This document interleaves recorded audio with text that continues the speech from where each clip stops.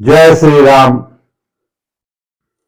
मित्रों, महाभारत का युद्ध प्रारंभ हो चुका था और युद्ध होते हुए 9 दिन हो चुके थे, लेकिन अभी तक कौरव पक्ष को कोई बड़ी जीत हासिल नहीं हुई थी। इससे क्रुद्ध होकर के दुर्योधन कहता है, पितामह, अगर आप चाहें तो आप पल भर में युद्ध समाप्त कर सकते हैं, लेकिन आप पांडवों को अत्यधिक प्रेम करते हैं, इस कारण आप पक्षपात कर रहे हैं। और ऐसा जब पक्षपात का आरोप सुनते हैं तो भीष्म पितामह अपने आप को रोक नहीं पाते हैं। वो क्रोधावेश में आकर कहते हैं कि अगर मैं शांतनु पुत्र भीष्म हूं तो कल पांडवों को इस पृथ्वी से को पांडवों से विहीन कर दूंगा। और इस प्रतिज्ञा को जैसे ही पांडवों के दल में सुना जाता है तो सारा पांडव दल शोक संतप्त हो जाता है, क्योंकि महात्मा भीष्म की प्रतिज्ञा कभी झूठ नहीं हुई थी।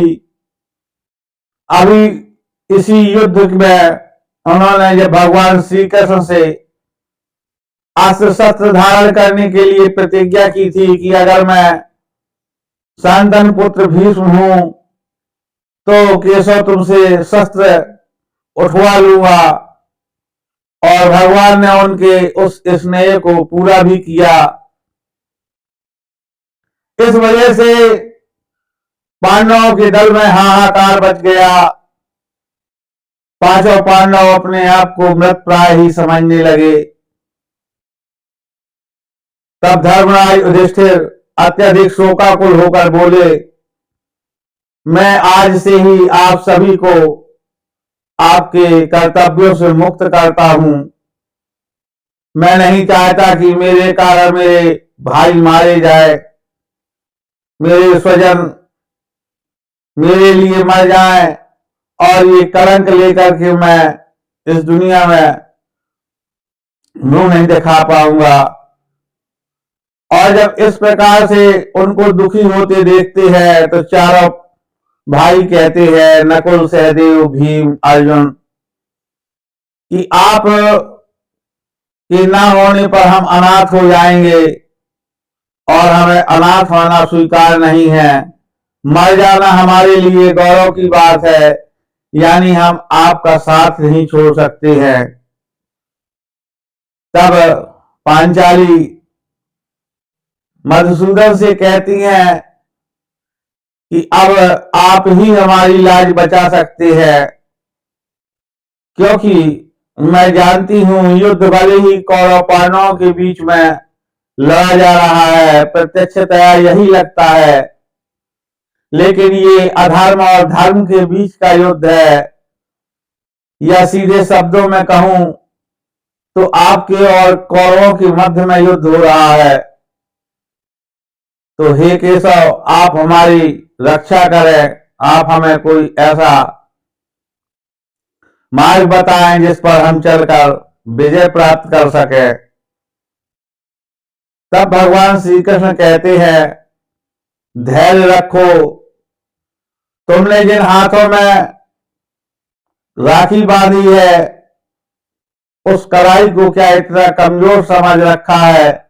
क्या वो भुजाएं तुम्हें इतनी कमजोर लगती हैं? मैं अवश्य ही तुम्हें मार्ग बताऊंगा। और फिर वो एक उन्हें उपाय बताते हैं। वो जाती है पितामह भीष्म के कक्ष में। उस समय वो अपनी त्रिकाल संध्या के पश्चात भगवत भजन में व्यस्त थे। और जाते ही पांचाली कहती हैं, पितामह, मुझे जो है आशीर्वाद दे, मेरा प्रणाम स्वीकार करे। भीष्म पितामह कहते हैं कल्याण हो तुम्हारा, क्यों आगमन हुआ। तब वो बताती हैं कि मेरे पति इस युद्ध में भाग ले रहे हैं और मैं नहीं चाहती कि वो प्राणों के भय से इस युद्ध का परित्याग कर दे। और हर स्त्री की इच्छा होती है कि वो अपने पतियों को अपने सुहाग की रक्षा के लिए सब कुछ करे।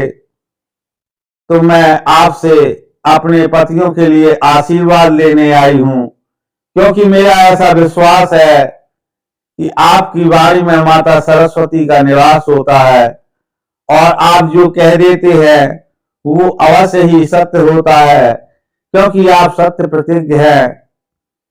तब भीष्म जो है ज्यादा कुछ विचार नहीं करते और पांचाली को सदा सुहागिन रहने का आशीर्वाद दे देते हैं। और जैसे ही पांचाली अपना घूंघट हटाती हैं तब भीष्म पितामह चौंक जाते हैं, कहते हैं पांचाली ये उपाय तुमने नहीं, तुम्हें अवश्य ही मधुसूदन ने बताया होगा। और तभी पीछे से आ जाते हैं भगवान श्री कृष्ण के साथ पांचों पांडव और यथोचित प्रणाम आदि के पश्चात बैठते हैं। तब भीष्म पितामह कहते हैं केशव ये कैसी विडंबना है, एक ओर मैंने पांचाली को सदा सुहागिन रहने का आशीर्वाद दिया है, दूसरी ओर मैंने उन्हीं पांडवों की हत्या की प्रतिज्ञा कर रखी है। अब आप ही मुझे कोई ऐसा मार्ग बतलाए जिससे मेरा वचन और आशीर्वाद दोनों बना रहे। तब श्री कृष्ण कहते हैं पितामह मैं तो तभी बताता हूं कुछ जब कोई मार्ग शेष नहीं रहता और आपके पास किसी मार्ग की कमी हो, ऐसा मुझे नहीं लगता है। और तब पितामह कहते हैं कि बस मेरे वचन की रक्षा के लिए तुम लोग मुझे वचन दो कि मेरे आज्ञा का पालन करोगे, मेरे वचनों को आप पूरा करोगे। मैं ऐसा वचन चाहता हूं पांचों पांडवों से। तब धर्मराज युधिष्ठिर के सहित चारों भाई प्रतिज्ञा लेते हैं कि पितामह हम आपकी आज्ञा का अवश्य पालन करेंगे। तब वो बताते हैं कि मैं शिखंडी को आज भी स्त्री ही मानता हूं, भले ही पूर्व जन्म में शिखंडी स्त्री था और आज सबकी दृष्टि में पुरुष है, लेकिन उसका जन्म तो स्त्री रूप में ही हुआ। भले ही एक यक्ष की सहायता के द्वारा वो आज पुरुष बनाया गया है, लेकिन मेरी दृष्टि में वो सदैव स्त्री ही रहेगा। और उसके सामने आते ही मैं अपने अस्त्र शस्त्र को रख दूंगा। इस प्रकार से जब महात्मा भीष्म उन्हें यह युक्ति बताते हैं तो पांडव धर्म संकट में पड़ जाते हैं और उनकी दुविधा को देखते हुए पितामह कहते हैं इसीलिए मैंने तुमसे ये वचन लिया है, अगर तुम अपने वचन को भंग करोगे तो तुम अधर्म के भागी बनोगे। इसलिए कल इसी उपाय के द्वारा वध कर सकते हो, इसके अलावा और कोई उपाय नहीं है पुत्र। और इस प्रकार से सभी पांडव अपने शिविर में वापस आते हैं। इसके आगे का वृत्तांत मैं आपको अपने अगले पार्ट में बतलाऊंगा। अपने अगले वीडियो में आपको इससे आगे का वृत्तांत बतलाऊंगा। जो लोग यहां तक बने रहे उन सभी को हृदय से धन्यवाद है। आप सभी लोगों को बहुत बहुत साधुवाद। सभी लोगों को नमस्कार।